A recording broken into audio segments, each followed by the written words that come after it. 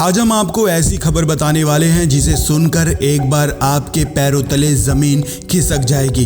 बता दें कि डॉक्टरों को इस देश में भगवान का दर्जा दिया गया है। ईश्वर के बाद दूसरा नाम डॉक्टरों का ही आता है। उनकी एक वजह यह भी है कि अगर ईश्वर जिंदगी देते हैं और डॉक्टरों के हाथ में जिंदगी बचाने का हुनर होता है। अगर हमें किसी भी तरह की शारीरिक समस्या होती है तो हम डॉक्टरों के पास ही पहुंचते हैं। दम तोड़ती जिंदगियों को बचाने का काम भगवान के बाद डॉक्टर ही करते हैं, इसलिए डॉक्टरों को भगवान का दर्जा दिया गया है। हालांकि हम जो आपको खबर बताने वाले हैं उस खबर को सुनकर ये साबित हो जाएगा कि डॉक्टर भी शैतान का रूप ले सकते हैं। ऐसे में कुछ डॉक्टर आज भी ऐसे हैं जो अपने स्वार्थ के लिए कुछ भी कर सकते हैं।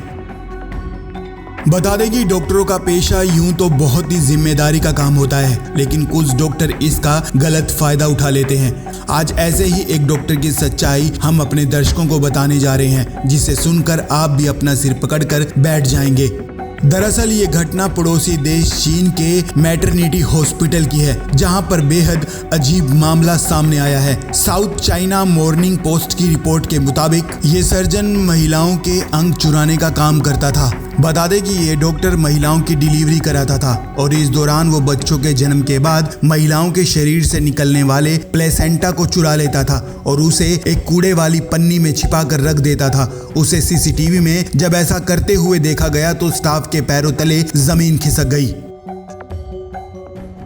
सीसीटीवी में पूरी वारदात कैद होने के बाद डॉक्टरों ने उसे पुलिस के हवाले कर दिया। हालांकि इस पूरे मामले की पुलिस अभी जांच कर रही है। आपको बता दें कि प्लेसेंटा दरअसल वो अंग है जो महिलाओं के शरीर में गर्भावस्था के दौरान बनता है। इसी के जरिए बच्चे को पोषण मिलता है और डिलीवरी के बाद इसे बाहर निकाल दिया जाता है। चूंकि पुरानी चाइनीज कहावतों में माना जाता है कि ये बहुत ही ज्यादा पोषक होता है और इसे खाने से थकान और कमजोरी दूर होती है। ऐसे में इसका इस्तेमाल चाइनीज मेडिसिन में किया जाता है। साल 2005 से प्लेसेंटा बेचने पर चीन में रोक लगा दी गई थी।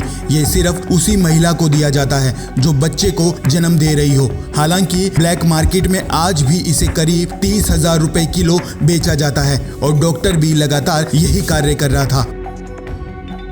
इस मामले को लेकर पुलिस का कहना है कि जब डॉक्टर से पूछताछ की गई तो डॉक्टर ने कहा कि वह इसे बेच दिया करता था और ये काम वो लगातार कई सालों से कर रहा था, लेकिन इसकी किसी को भनक तक नहीं लगी। सीसीटीवी में पूरी वारदात कैद होने के बाद इस मामले का खुलासा हुआ।